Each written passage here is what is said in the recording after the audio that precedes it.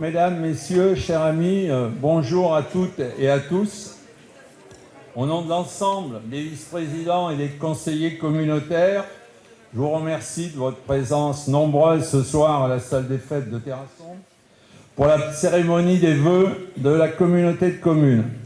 Merci à la ville de Terrasson qui met à disposition la salle.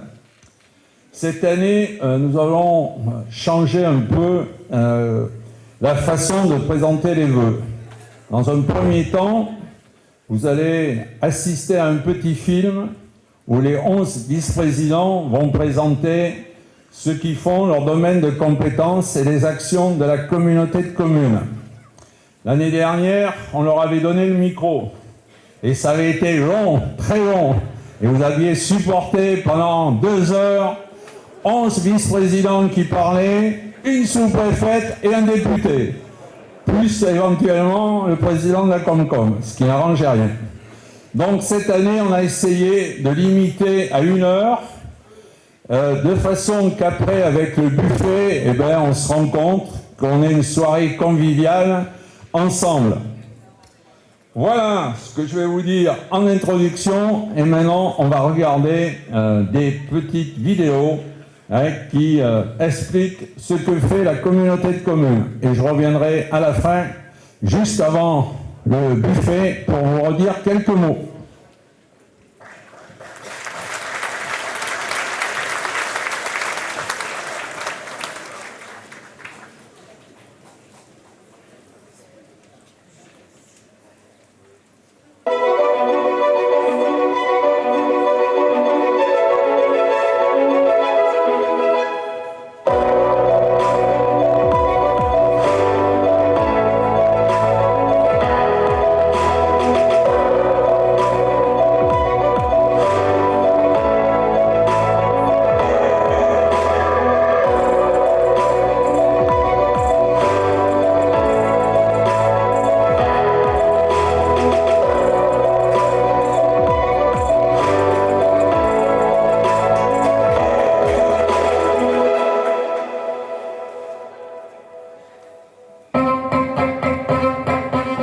Un des fondements du projet intercommunal est la nécessaire attractivité économique avec une volonté de rebondir et de revitaliser notre territoire.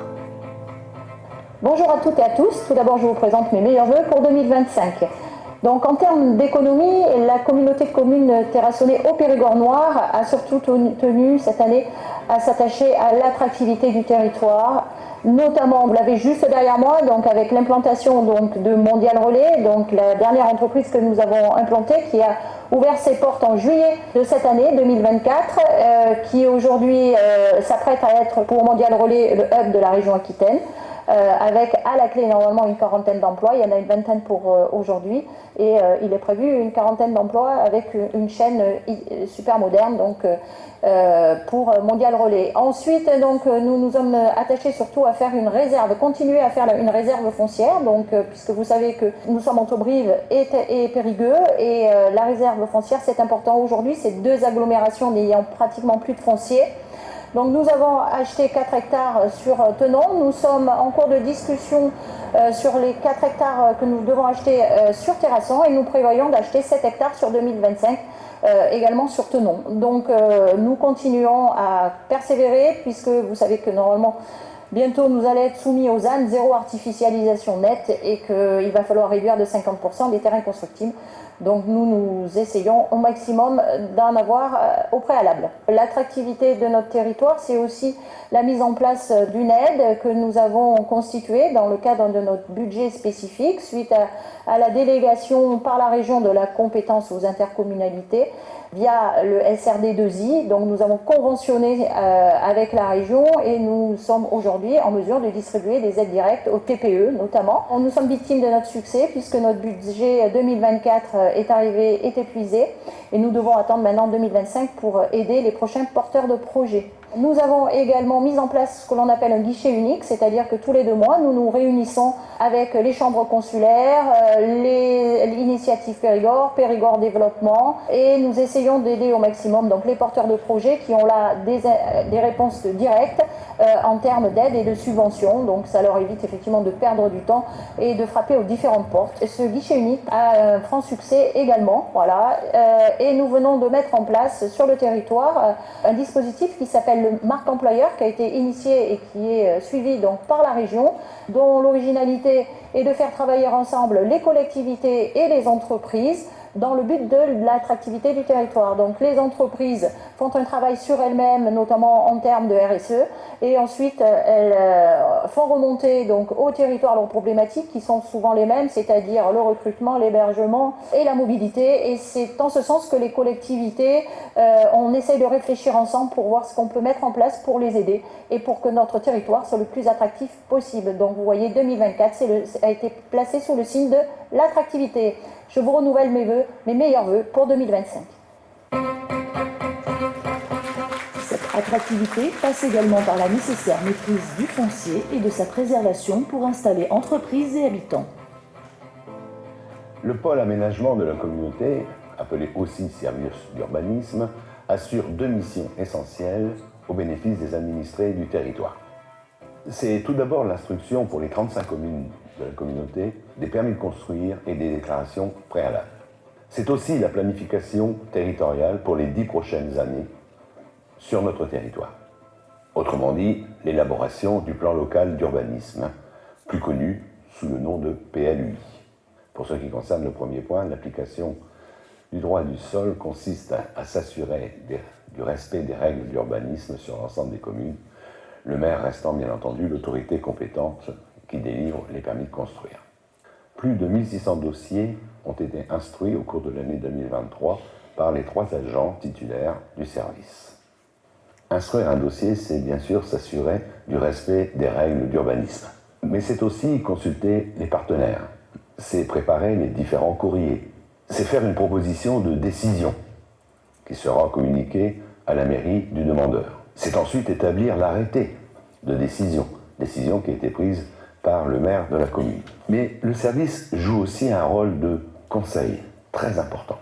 Disponibilité des agents, disponibilité du chef de service, M. Malo, qui sans cesse peuvent répondre au téléphone, aux demandes aussi bien des mairies, des secrétaires de mairie souvent, mais également des pétitionnaires ou des demandeurs. Pour ce qui concerne la planification territoriale, il n'y a pas pour l'instant d'homogénéité sur l'ensemble de la communauté. Les 35 communes n'ont pas tous les mêmes règles d'urbanisme. Certaines sont soumises à une carte communale alors que d'autres utilisent un PLU. Donc la communauté de communes, ayant pris la compétence urbanisme 2020, se doit de se doter d'un plan local d'urbanisme intercommunal. Et ce PLUI, qui concernera l'ensemble des communes du territoire, s'appuie sur un PADD, Programme d'aménagement de développement durable.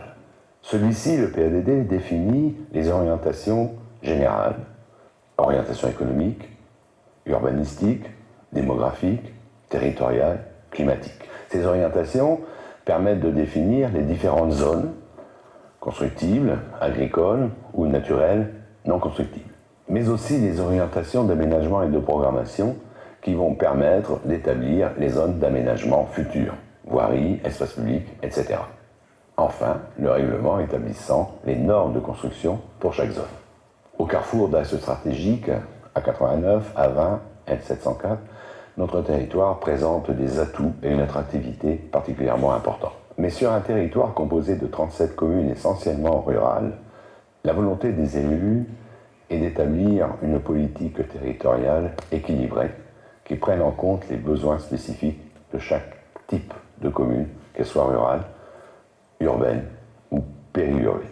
Et dans le contexte actuel d'encadrement de sobriété foncière par en particulier le zéro artificialisation nette, que chacun connaît sous l'abréviation de ZAN, bien la volonté des élus est de proposer un projet ambitieux et équilibré, un projet ambitieux et volontariste, capable de répondre aux besoins du territoire et de sa population, tant au niveau économique, démographique, environnemental et climatique. Les enjeux sont importants, les défis également. L'année 2025 sera certainement une année encore décisive pour tous ces projets. Nous vous la souhaitons en tout cas la plus favorable possible pour notre territoire et notre population. Le positionnement géographique de la communauté lui offre une attractivité touristique à développer. J'ai la charge du tourisme dans ce territoire qui se situe en plein cœur du Périgord, entre la vallée de la Vézère et la vallée de l'Auvézère, très proche de la pépite du Périgord, j'ai nommé Lascaux. L'office de tourisme est financé par la communauté de communes avec une enveloppe de 350 000 €, dont 100 000 € qui provient de la taxe de séjour. Et ceci nous permet d'assurer le fonctionnement, l'accueil, la communication et des missions comme par exemple la présence sur les salons, ou aussi, comme nous avons innové cette année, la présence hors les murs, c'est-à-dire d'être présent sur les marchés, sur les foires, sur les manifestations importantes, sur les événements. Voilà, nous avons aussi cette année innové en créant des points relais d'information touristique qui s'ajoutent au bureau d'accueil de Terrasson, de Hautefort, de Tenon et de Tourtoirac. Notre territoire est riche de son patrimoine historique, naturel, gastronomique d'ailleurs. La ville de Terrasson nous propose les jardins de l'imaginaire, le musée des chocolats Bovetti, les croisières en gabar et tout son patrimoine médiéval. Le village de Hautefort nous propose son château et son musée de la médecine et vient d'être reconnu comme petite cité de caractère. Nous avons également la grotte de Tourtoirac et l'acrobranche à Tenon. Voilà, concernant la grotte de Tourtoirac, c'est une cavité naturelle qui a été découverte en 1995 et qui propose de toutes sortes de concrétions. C'est un spectacle magique. Nous pouvons proposer également aux touristes de nombreux hébergements de qualité et tout un réseau de points gastronomiques avec des restaurants et des producteurs locaux qui sont très attachés à la tradition périgourdine et au savoir-faire périgourdais. Notre attractivité, c'est aussi promouvoir et mettre en avant notre territoire avec une communication institutionnelle qui mute vers un marketing territorial. Aujourd'hui, dans notre vie quotidienne, nous sommes de plus en plus confrontés à la communication qui se trouve sur tous les supports et notre communauté de communes n'échappe pas à cette nécessité. Elle se doit de faire connaître ses nombreux services, ses nombreuses actions auprès des citoyens, auprès des partenaires institutionnels et administratifs, mais aussi auprès des entreprises. Et pour cela, elle a développé des outils de communication. Alors certes, la communauté de communes diffuse toujours un journal sur support papier, mais elle s'est attachée à développer et à perfectionner toute une palette d'outils numériques. Notre site internet a évolué vers plus d'accessibilité, plus de souplesse, plus d'adaptation aux différents publics qui le visitent, et sa consultation a augmenté de 25%, preuve que les usagers y trouvent ce qu'ils cherchent, que ce soit au niveau des informations sur les services, mais aussi pour s'inscrire dans différents ateliers ou prendre contact avec les services, ainsi que pour accéder aux enquêtes publiques et pour les entreprises, accéder au marché public. Sur les réseaux sociaux, le nombre d'abonnés reste stable, ce qui nous conforte dans l'intérêt porté par les visiteurs, touristes, locaux pour les services que nous proposons. L'application Intramuros assure une visibilité partagée des différentes actions entreprises sur la communauté de communes ou dans chacune des communes, favorisant et enrichissant ainsi notre maillage territorial. La presse locale a continué d'être un partenaire précieux. Nous avons travaillé main dans la main avec les médias pour présenter nos projets, que ce soit dans les domaines économiques ou dans le domaine de développement de la politique de l'habitat. C'est aussi vrai pour les conseils communautaires qui sont la retransmission de la vie réelle de notre collectivité. La communication a joué pleinement son rôle entre les élus, les citoyens, les services, en œuvrant sur en même temps la proximité et l'ouverture, en renforçant des outils numériques, mais aussi en multipliant les rencontres physiques. Nous poursuivons ces efforts pour renforcer l'attractivité de notre territoire. Nous en avons le potentiel, nous en avons la volonté. C'est cela, la communication vers un marketing territorial. Et puisque nous sommes au mois de janvier 2025, permettez-moi de vous présenter à toutes et à tous mes meilleurs vœux pour vous, pour votre famille et pour tous vos proches. Rendre attractif le territoire en accueillant de nouvelles entreprises et de nouveaux habitants, c'est la faculté de pouvoir offrir de nouveaux services à la population. La communauté de communes se positionne comme un guichet unique pour mieux accompagner les administrés au niveau du réseau France Service déployé sur le territoire. Nous hébergeons la mission locale Périgord Noir. Nous portons le SIAS du Terrassonnais ainsi que les espaces France Service. Nous accompagnons les administrés dans leur démarche administrative pour le compte de 9 partenaires auxquels va bientôt se rajouter la Banque de France. Cette offre de service est présente sur l'ensemble du territoire, à Terrasson au siège de la communauté de communes, à Tenon, ainsi qu'à la mairie d'Hautefort. Depuis 2024, l'espace France Service, pris en charge par Passerelle Vézère, est désormais géré par la communauté de communes. Dans le cadre du principe souhaité, une compétence égale un mode de gestion. Ce service de proximité est également véhiculé au sein des 37 communes de la communauté, grâce à un bus itinérant à raison d'un passage toutes les 3 semaines et vous pouvez prendre un rendez-vous. À ce titre, l'intercommunalité est positionnée comme un guichet unique d'aide aux administrés à travers de ce programme France Service et participe à la mise en réseau de ces services pour le bien des administrés. Toute une équipe France Service, recrutée par la communauté de communes, est à votre disposition au siège à Terrasson et lors du passage du véhicule itinérant dans vos communes. N'hésitez pas à venir à leur rencontre pour vous assister dans vos démarches. Elles ont toutes les compétences nécessaires pour répondre à vos demandes. La communauté de communes propose également un guichet unique en matière d'habitat avec un espace conseil France Rénov'. En matière d'amélioration de l'habitat, l'action communautaire que nous pilotons avec le Président depuis 2022 s'inscrit dès à présent dans une démarche beaucoup plus globale avec la création, depuis le 1er janvier 2024, du guichet unique de l'habitat de la communauté de communes. Avec ce guichet unique, tout propriétaire, occupant ou bailleur sur notre territoire peut bénéficier d'un suivi technique et administratif neutre et personnalisé, dans l'objectif de faire réaliser des travaux de rénovation énergétique, d'adaptation pour le maintien à domicile, de réhabilitation lourde ou de mise aux normes, dans un logement de plus de 15 ans et habité à titre de résidence principale. Dans certains cas, les travaux pourront être financés en partie grâce à des aides allouées par la communauté de communes. La communauté de communes vous accompagne tout au long de votre projet en 6 étapes.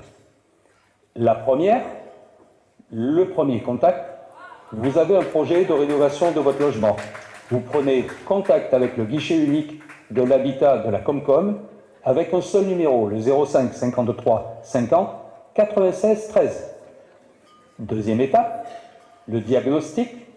Une visite de votre logement est réalisée par un conseiller habitat de la Comcom afin d'effectuer un diagnostic de votre bien et d'évaluer la recevabilité de votre projet. Étape 3, les devis. Vous demandez des devis aux entreprises de votre choix et le conseiller habitat établit une simulation financière des aides auxquelles vous pourriez prétendre. Étape 4, le montage financier.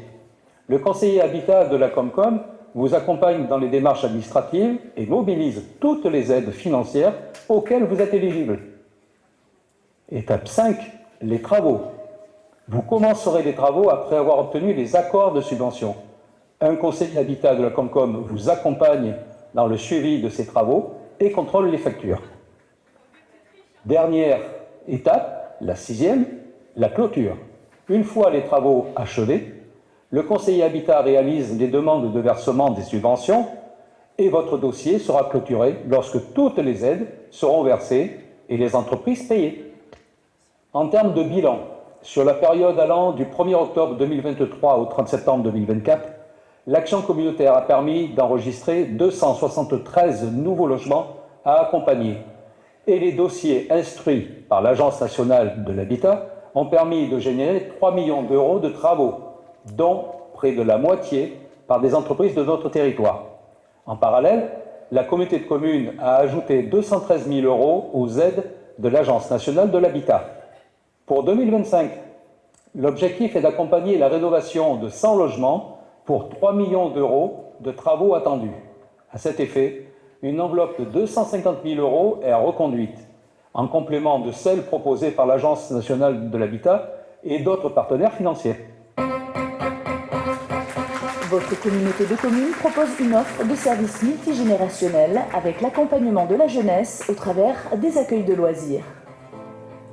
La communauté de communes accompagne la jeunesse et pour ce, gère les accueils de loisirs sans hébergement qui se situent sur notre territoire. Ils sont au nombre donc de 3, 2 gérés par l'association Léo Lagrange, c'est le centre de loisirs de l'Estrade à Terrasson et celui de Bad-Fol, et un autre sur Tenon et qui est géré par l'association Passerelle, donc Visère.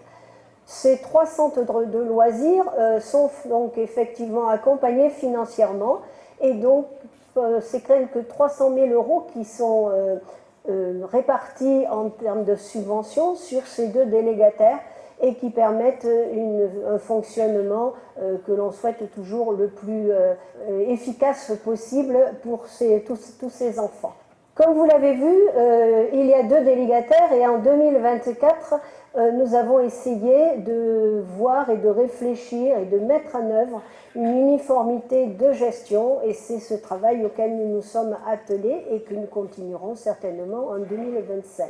La communauté de communes s'occupe également de l'accueil de loisirs périscolaires et la communauté de communes a à cœur de faire en sorte que les listes d'attente s'amenuisent le plus possible et d'ouvrir de plus en plus de places pour les enfants. Et ces quelques 8 places qui ont été mises en œuvre et mises à disposition des parents pour leurs enfants au centre de loisirs de l'Estrade pour cette nouvelle année. Le tissu associatif du territoire est très dynamique et à la fois attractif pour les touristes, mais aussi très important tout au long de l'année pour faire en sorte que les gens qui vivent ici puissent bénéficier donc de toutes ces associations sportives et culturelles que la communauté de communes soutient. La communauté de communes propose également l'accompagnement des personnes âgées pour favoriser le maintien à domicile. Au niveau de la personne âgée, nous avons comme objectif de permettre le maintien à domicile rural qui constitue l'un de nos piliers du projet du territoire. Cette action est confiée au SIAS qui gère ainsi 2 services. Le premier, le service d'aide à domicile, avec plus de 100 000 heures annuelles de prestations délivrées sur le territoire, avec 100 agents compétents à votre disposition. Le second, le service de portage de repas à domicile qui permet la livraison de 45 000 repas. Ainsi, ensemble, nous permettons le maintien des personnes âgées à domicile en lieu et place des structures collectives. Ainsi, la communauté de communes accompagne ce projet au travers d'une subvention de 470 000 euros. La communauté de communes apporte son appui au travers d'une maison de santé et offre ainsi un outil aux professionnels de santé pour lutter contre la désertification médicale et assurer une offre de soins sur son territoire. L'attractivité d'un territoire passe par la présence des professionnels de santé sur notre territoire. Nous en avons conscience et dans les 4 centralités de notre territoire, il y a soit un centre communal de santé au Lardin, soit des médecins libéraux, que ce soit à Terrasson ou à Thonon. Ici, il y avait une maison de santé pluridisciplinaire depuis quelques années qui a été confortée par la présence de médecins, par la présence d'un cabinet de kinés qui est très fourni avec de nombreux kinés. Il y a un cabinet d'infirmières aussi important. Nous sommes en ce moment à la recherche d'un dentiste. Il n'y a plus de dentiste. Nous avons équipé un cabinet pour recevoir les équipements terminaux d'un cabinet dentaire, mais ce local est prééquipé. Donc voilà, nous soutenons, nous réalisons les travaux nécessaires et en lien avec la MSA, nous recherchons des professionnels de santé chaque fois qu'il y en a besoin pour avoir une offre diversifiée de professionnels de santé sur ce territoire rural. À côté de cette maison de santé pluridisciplinaire gérée par la communauté de communes, afin de renforcer une présence médicale sur l'ensemble du pays du Périgord noir, nous participons à un contrat local de santé qui est initié par l'ARS. Ce contrat local de santé permet de mettre en cohérence différentes politiques au niveau des personnes âgées, politique au niveau de l'enfance, politique au niveau des problèmes psychiatriques, problèmes au niveau des populations vulnérables. Et nous animons donc sur l'ensemble du territoire du pays du Périgord noir une politique qui se veut répondre aux besoins de la population, donc que la communauté de communes finance à égalité avec les autres communautés de communes du pays ce contrat local de santé. La CCT-HPN, c'est également un projet pour construire l'avenir avec le renforcement de la politique sur le cycle de l'eau, enjeu de demain.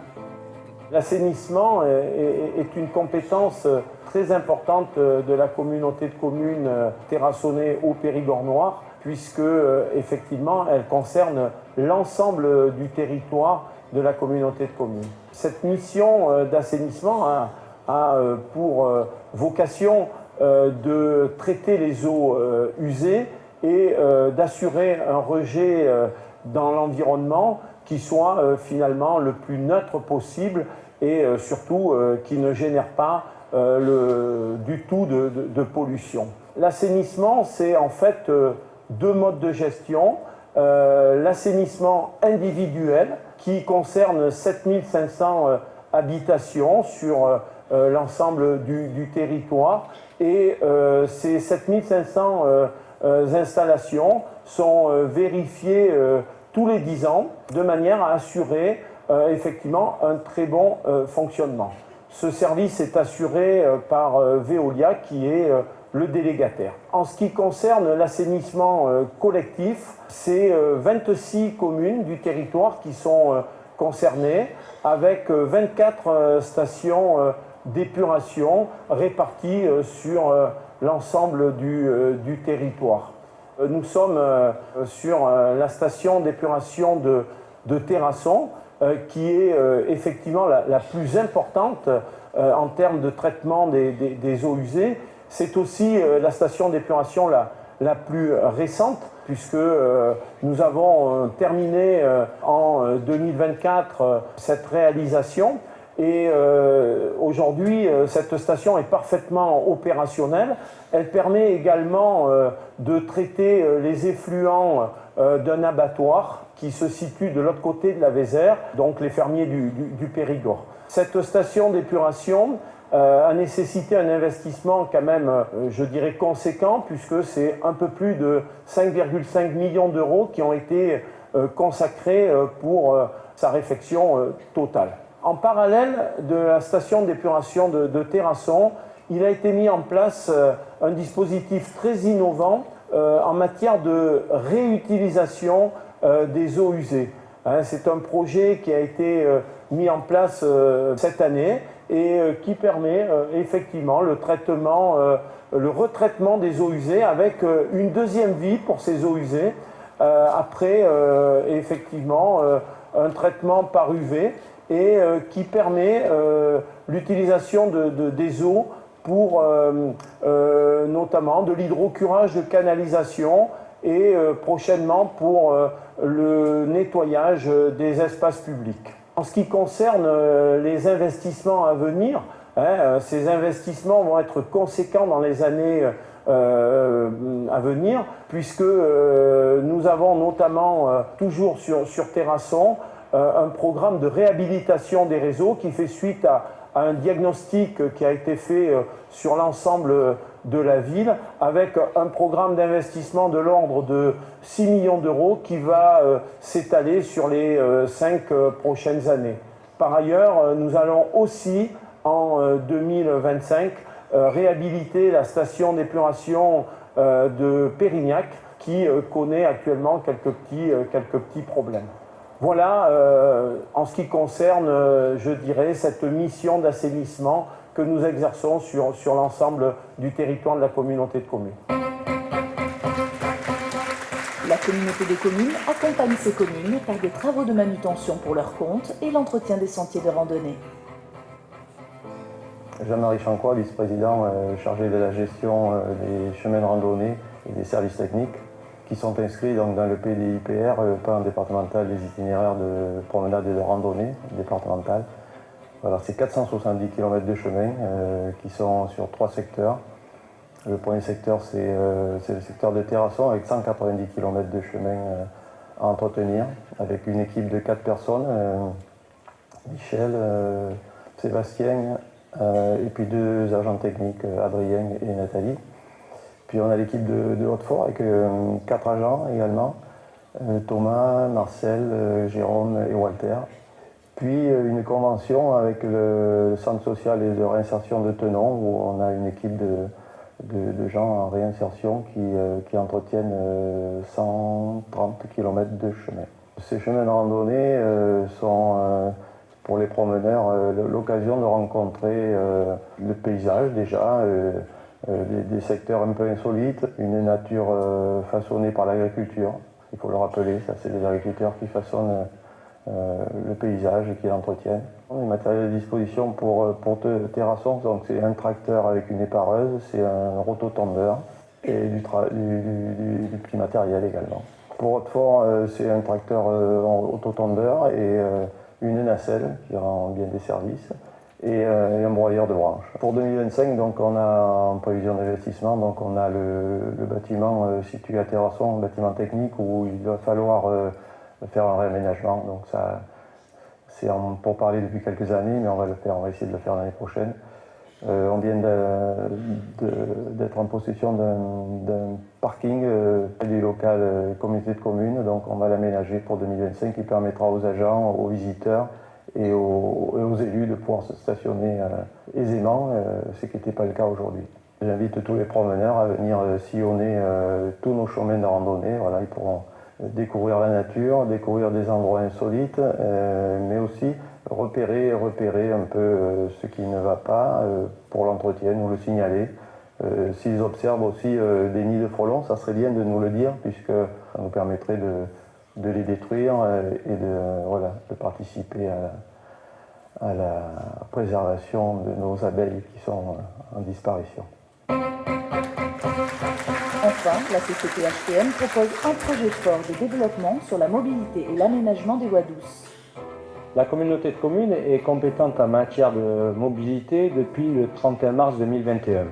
Dans le cadre de cette prise de compétence, la communauté de communes a établi un plan de mobilité simplifié qui comprend 12 actions. On se compris, par exemple, l'amélioration des transports régionaux. Donc en particulier, un partenariat avec l'association ADER qui vise à la mise en place d'une plateforme de mobilité, contrat qui date de 2017. Ce service est lié à une convention d'objectifs et de moyens, moyennant une subvention annuelle de 25 000 €. Et le projet Guidoline, soutenu par la communauté de communes, qui vise à la récupération et réparation de vélos. Deuxième action, le vélo, mobilité douce, en cours de développement sur la communauté de communes. Tout d'abord, le cyclosportif, notamment avec 2 manifestations qui se déroulent sur notre territoire. La Périgourdine, supportée à hauteur de 6 000 € au titre de 2024, et le Tour du Limousin Périgord, supporté à hauteur de 10 000 €. Vient ensuite le cyclotourisme avec l'aménagement des véloroutes voies vertes, la Vézère à vélo ou la Flo vélo, sur lequel nous sommes d'ailleurs. Une première tranche de travaux a été réalisée, comme vous le voyez, à hauteur de 50 000 €. Une deuxième tranche de travaux va arriver avec un investissement de 60 000 € qui nous permettra d'aller jusqu'à Colly.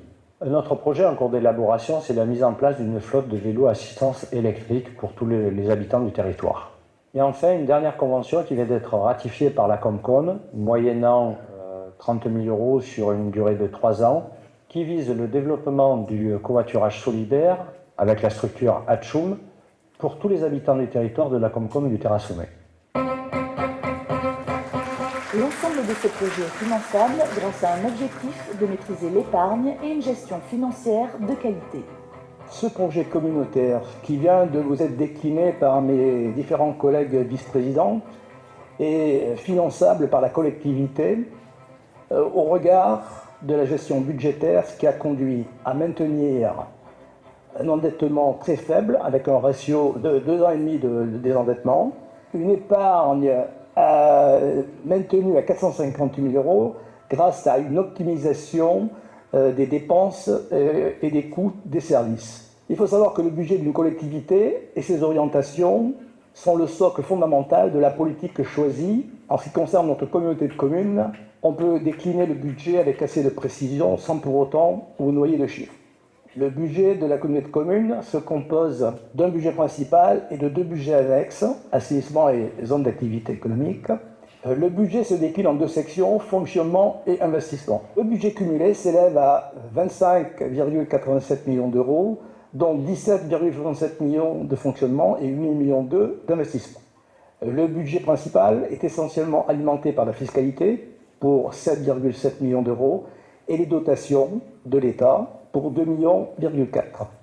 Les dépenses sont principalement les charges à caractère général pour 860 000 €, les charges de personnel pour 1,3 million, soit 11% des dépenses de fonctionnement, ce qui est largement en dessous de la moyenne de notre strate de population. Les allocations de compensation aux communes qui représentent le reversement d'une grande partie de la fiscalité à hauteur de 4,7 millions €.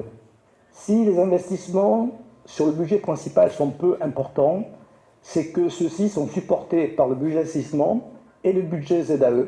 Cela répond à une politique, d'une part, obligatoire concernant la mise en conformité du réseau d'assainissement, en particulier pour la ville de Terrasson, une politique économique avec l'acquisition de terrains, des zones d'activité, pour attirer les entreprises, ce qui a été fait de façon conséquente et qui demande à être pérennisé dans la mesure des demandes et des possibilités d'urbanisation.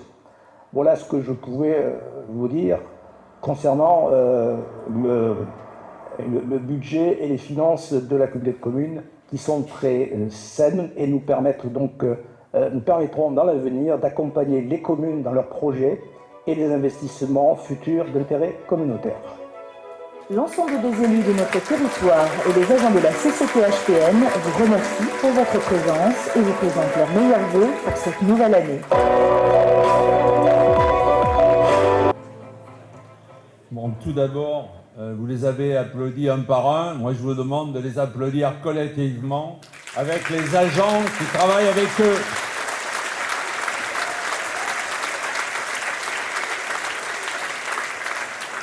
Donc merci aux élus communautaires, aux vice-présidents et à l'ensemble des agents qui nous permettent de remplir les fonctions qui vous ont été aujourd'hui démontrées. Et il y en a d'autres, mais on avait dit qu'il fallait se résumer au principal. Donc, Monsieur le Président du Conseil départemental qui est représenté par Régine, qui représente le Président du département, Mesdames et Messieurs les vice-présidents de la communauté de communes, Messieurs les conseillers communautaires, Mesdames et Messieurs les élus, les maires, les conseillers municipaux, Mesdames et Messieurs les chefs d'entreprise, Mesdames et Messieurs les représentants des associations, Mesdames et Messieurs les représentants de l'État, des pompiers, de la gendarmerie, Mesdames et Messieurs en vos grades et qualités. Je vous remercie une nouvelle fois pour votre présence forte ce soir, que je place sous le signe de vos attentes fortes que vous exprimez auprès de notre intercommunalité.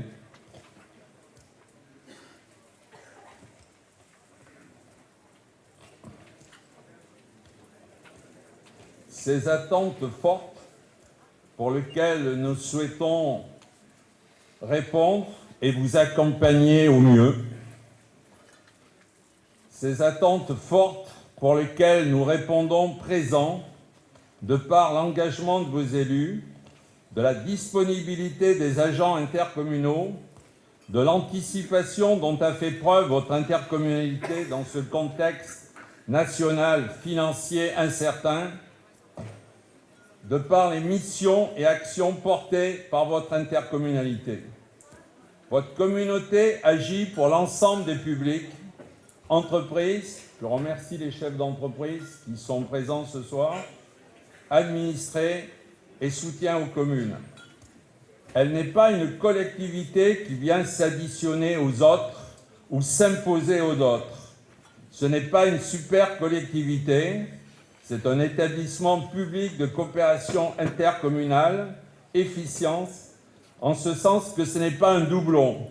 Elle exerce des missions et des compétences qui lui sont confiées, soit par l'État, de façon obligatoire, soit par le choix volontaire des communes. C'est ce qu'on appelle le principe de spécialité et d'exclusivité. Ces compétences viennent de vous être présentées, pour la plupart, les majeures, et décrites dans la projection. Nous offrons aux administrés une offre qu'il faut renforcer dans les années à suivre. L'Interco est présente sur l'économie et l'accompagnement des entreprises. L'Interco est présente sur le volet social avec l'accompagnement des différents publics, les jeunesses, les personnes âgées. En 2005, elle mettra une attention particulière sur le fonctionnement du centre social de Thonon, qui était limité à Thonon, Hautefort, et dont l'action devra être généralisée sur l'ensemble du secteur, en lien avec les associations des différentes communes qui travaillent déjà dans le social, sans, bien entendu, vouloir prendre leur place, mais en complémentarité. La politique d'insertion, qui est une politique de l'État, devra particulièrement être développée à côté de la politique économique. L'économie, l'insertion par l'économique sera aussi un élément à prendre en compte. L'Interco est présente sur le remplacement de certaines missions de l'État. Je n'ai pas dit des engagements, je dis simplement missions de l'État au travers des réseaux France Service, qui aujourd'hui sont une vraie nécessité, pas simplement pour les personnes âgées, pour ceux qui ne sont pas habitués à la dématérialisation de l'ensemble des démarches administratives, mais pour l'ensemble, jeunes, moins jeunes et personnes plus âgées. L'Interco est présente sur la défense de son développement avec une politique de planification ambitieuse. C'est le PLUI qui doit être élaboré avec toutes ces difficultés, avec une sobriété foncière qui nous est réclamée et qui diminuera les possibilités aussi bien de construction de résidences des particuliers et des zones d'activité. C'est le SCOT, encore c'est le schéma de coopération et d'organisation territoriale qui s'impose à nous et qui est fait sur l'ensemble du pays du Périgord noir. Il faudra que nous soyons particulièrement vigilants pour défendre les intérêts de notre territoire. C'est le SAD qui va être fait cette année où les aides à domicile devront être regroupées avec les soins infirmiers à domicile, avec une vraie organisation territoriale. Sur Terrasson, le soin infirmier à domicile, sous une forme de SPASAD, couvrait la partie montignacoise et terrassonnaise. On va rendre le montignacois. Par contre, on va développer le soin infirmier sur la zone du canton de Fénelon, qui, je remercie le maire de Salignac que j'ai vu présent ici, qui on essaiera de répondre à la demande de cette partie où il n'y avait pas de soins infirmiers à domicile. Et on l'étendra aussi sur Hautefort, qui aujourd'hui était desservi de soins infirmiers par Exideuil. Thonon continuera, et d'autres communes comme Barse et Aurillac continueront à être desservies par l'ASSAD de Cubjac. Donc c'est toute une organisation, là aussi c'est un guichet unique, où dans l'intérêt du bénéficiaire, on verra lorsque c'est aide à domicile, ou lorsque c'est soins infirmiers à domicile. Donc c'est un dossier lourd et tu l'as dit, Jean-Jacques, c'est un dossier déjà à 500 000 euros par an. Tu as dit 470 000, mais bon, je pense que cette année, on ne sera pas loin des 500 000 euros. Voilà, c'est la convention culturelle, Régine, avec le département pour accompagner la politique culturelle, la politique sportive, la politique associative. L'Interco est présent sur l'habitat avec une volonté de réhabiliter le patrimoine privé bâti.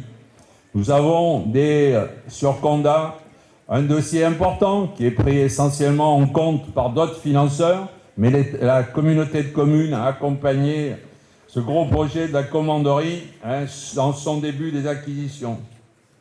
L'Interco est présente ainsi dans beaucoup de domaines. Vous êtes présents, vous êtes les ambassadeurs de ce projet avec en ligne de mire attractivité territoriale et offre de services qualitatifs. Tel est le panel des publics que notre territoire accompagne et souhaite encore mieux accompagner par la mise à disposition d'un service public de qualité. 2025 sera placé sous la notion de confiance et sous le sceau de la stabilité et du renforcement de nos missions. Confiance en la capacité anticipée de la communauté de communes, confiance dans notre engagement, confiance dans notre action. 2024 a été marqué par une instabilité politique nationale, dissolution de l'Assemblée nationale, succession de 4 gouvernements qui donnent peu de visibilité aux entreprises et aux administrés. 2024 a également été marqué par un contexte international tendu, où les conflits se sont renforcés dans différentes régions du monde. La guerre en Ukraine, nous avons un certain nombre d'Ukrainiens que nous avons accueillis sur ce territoire. Merci aux municipalités qui y ont participé. Le conflit israélo-palestinien qui a l'air de vouloir s'apaiser, mais c'est un conflit bien compliqué. Ce contexte national et international met encore plus en exergue les difficultés financières de la France et de son budget national marqué par une dette qui dépasse les 300 milliards d'euros, tellement abyssale qu'elle nous semble plus palpable et irréelle, mais elle est bien présente.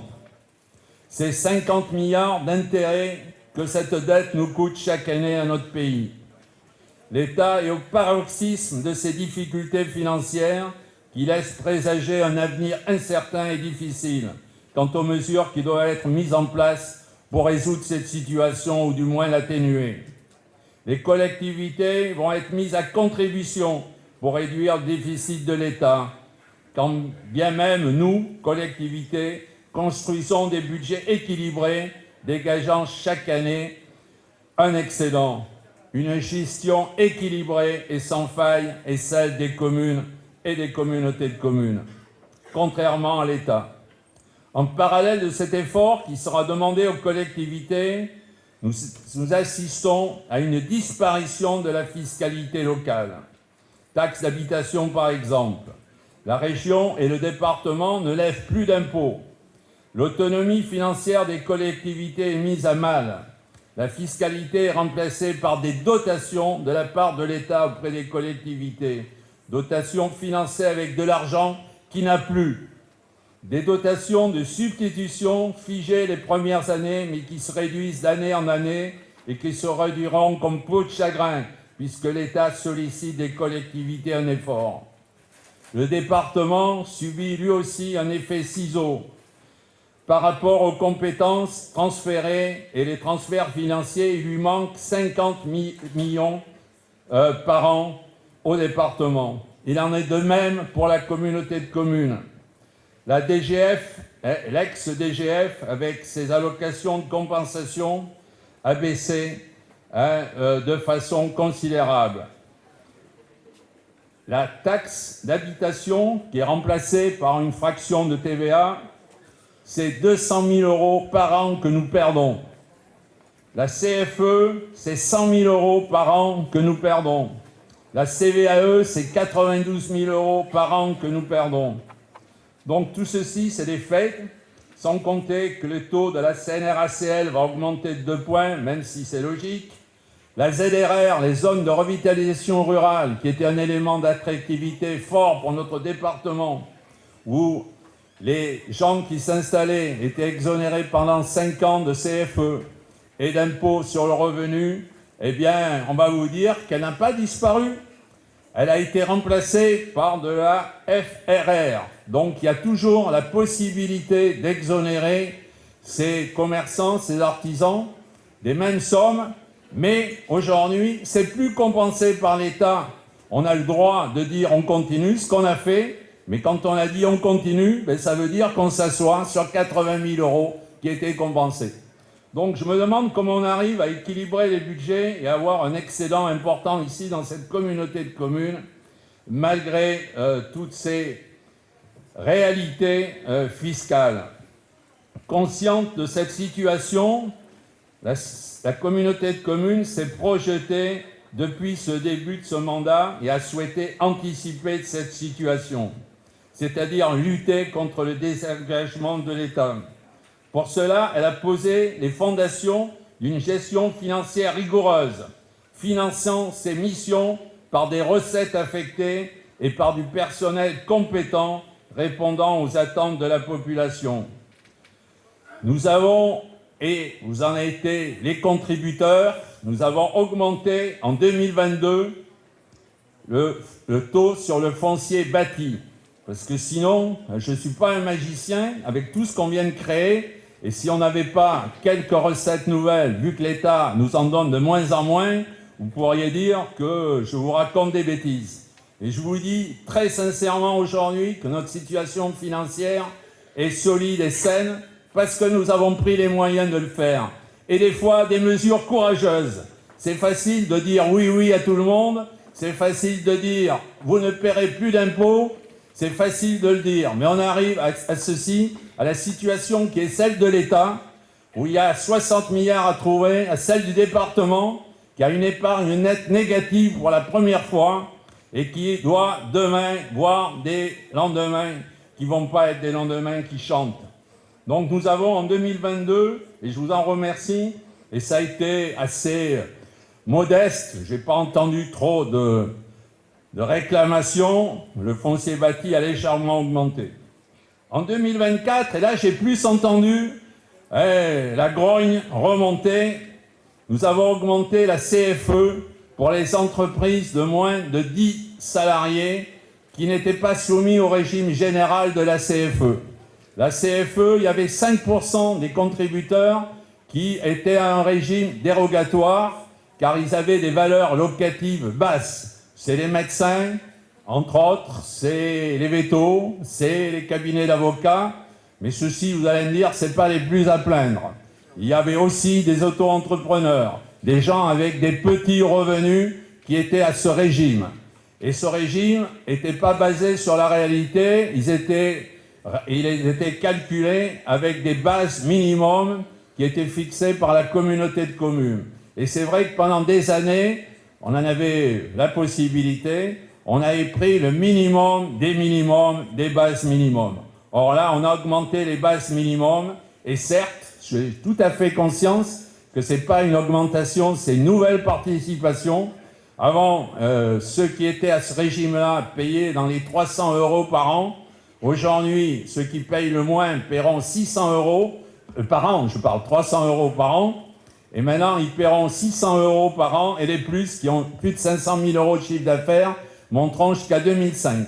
Donc si de 300, on dit on est passé à 2005, on peut dire elle est folle, cette communauté de communes, puisqu'elle a multiplié par 10. Mais ce fonds, qui rapporte 257 000 €, il va uniquement à l'aide à cette strate d'entreprises de moins de 10 salariés. C'est le fonds qu'a développé tout à l'heure Francine Bourrat de 250 000 €. C'est 400 000 € par an, 400 000 € qui ont été attribués pendant 3 ans à ceux qui s'installent. C'était une prime de 5 000 €. Alors, ce n'est pas les mêmes, ceux qui payent et ceux qui ont eu la prime, c'est vrai.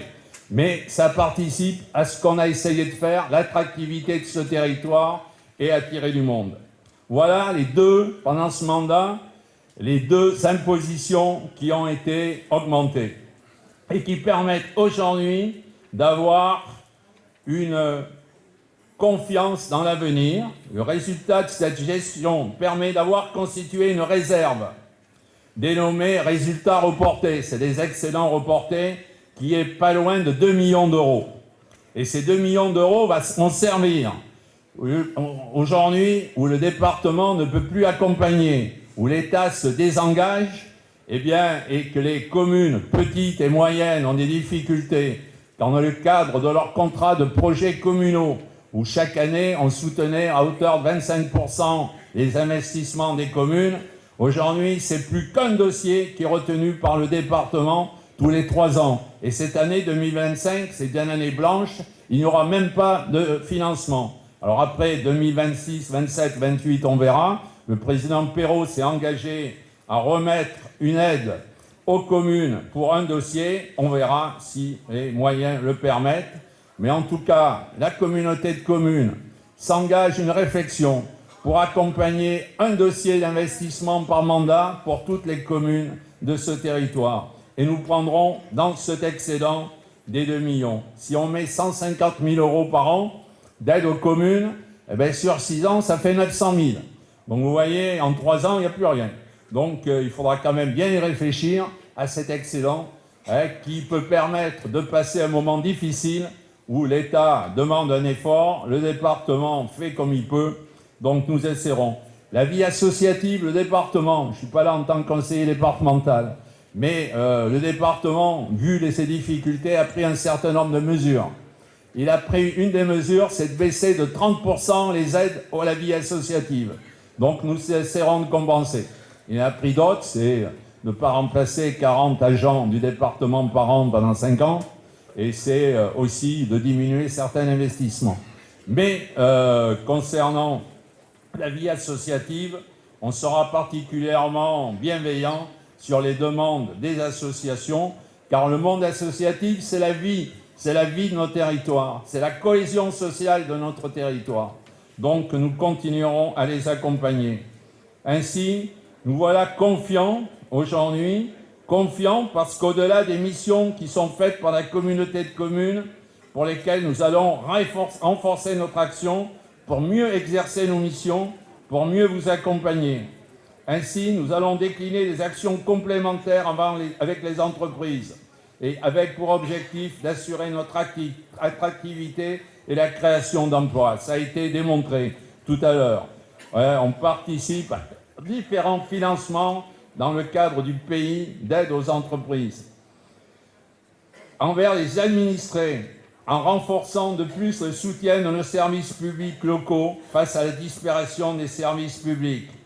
Alors, pour renforcer les services, vous avez vu, il y a France Service, il y a politique de l'habitat. J'entends dire ici, par quelques mauvaises langues, voire orientées, que la communauté de communes a augmenté son personnel de 17 à 27 agents. C'est vrai.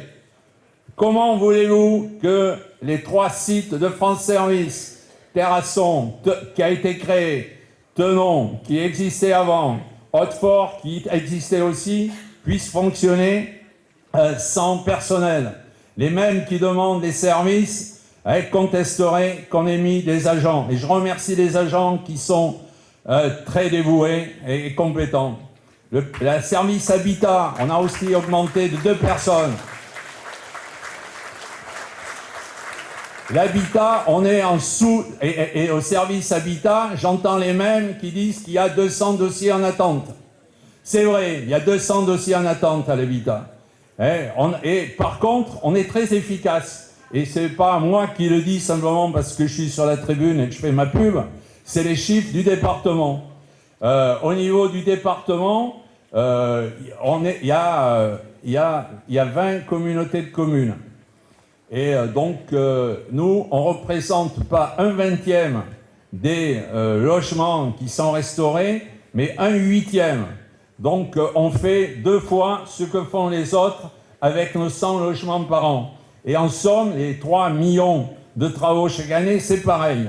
On est assez efficace, mais malgré ça, et je m'en excuse auprès de ceux qui attendent, il ne se passe pas un jour sans qu'on m'appelle en me disant « mais le dossier, où il en est ?» c'est vrai qu'il y a des dossiers en attente. Alors, il n'y a pas uniquement les problèmes du personnel et de tous ces dossiers que nous devons traiter, il y a aussi l'ANA. Alors, encore l'État, ils changent leurs lois tous les jours, ils changent les règles tous les jours, et il faut s'adapter à ces nouvelles normes en permanence. Donc, quelquefois, l'éligibilité a changé entre le moment où on a vu le dossier et le moment où on arrive enfin, etc. Donc on s'excuse à l'avance des fois d'avoir donné des espoirs là qui ne sont pas toujours si faciles à mener au bout. Voilà pour le personnel. Et malgré ça, oui, merci pour eux. Et malgré ça, tu lui as dit, Roland, il n'est pas là parce qu'il doit être encore un médecin qui travaille la nuit. Voilà. Et au fond, alors qu'est-ce qu'il fait au fond? Bon, donc Roland l'a dit, c'est 11% de notre budget. Et on est en dessous de tous les taux de l'ensemble des communautés de communes. Envers les communes, donc j'ai dit, nous allons renforcer nos actions, j'ai dit aux entreprises, aux administrés. Alors la fibre, tout le monde aussi est très heureux de recevoir la fibre. Alors c'est une grosse dépense du département et de l'État et de la région. Mais nous, on met quand même 170 000 € par an pour accompagner. C'est compliqué. Et des fois, ça ne marche pas.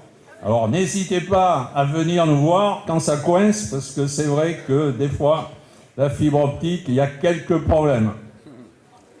On est confiant donc dans la situation de la communauté de communes pour pallier les difficultés de nos partenaires. C'est ce que j'ai dit, en l'occurrence du département, avec des transferts de compétences et de charges de la part de l'État non compensés.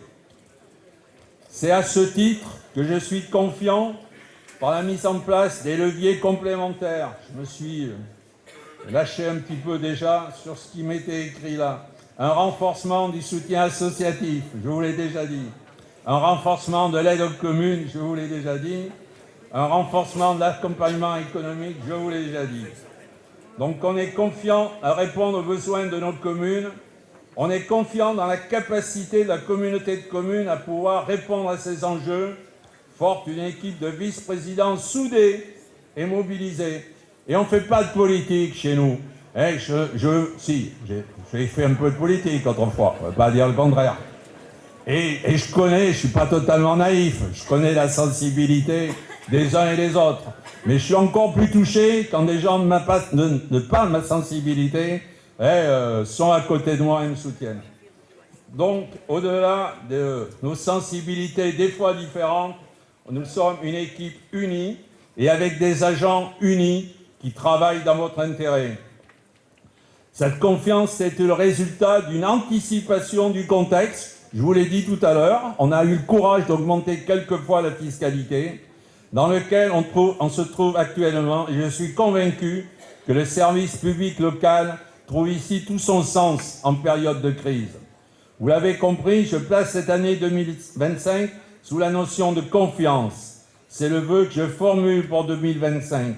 Une confiance réciproque, un travail main dans la main, car pour vivre, notre espace rural doit associer toutes les forces pour pouvoir se défendre, pour pouvoir être combatif dans ce contexte, pour pouvoir répondre à vos attentes menacées par les effets de lois qui sont pondues à Paris et qui n'ont rien à voir avec la défense du milieu rural.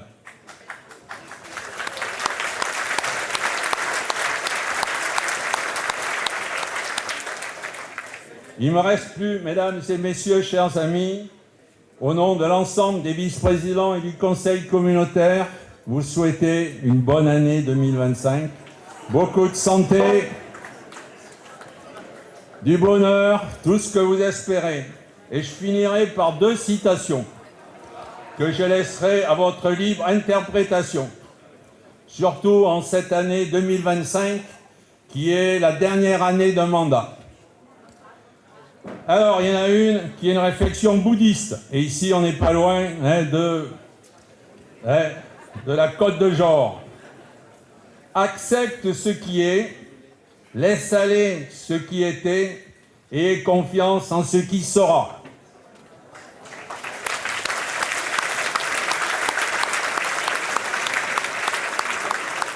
Et une dernière, puisque j'ai dit qu'on ne faisait pas de politique, elle est de Jean Jaurès. Il ne faut avoir aucun regret pour le passé, aucun remords pour le présent et une confiance inébranlable pour l'avenir. Merci.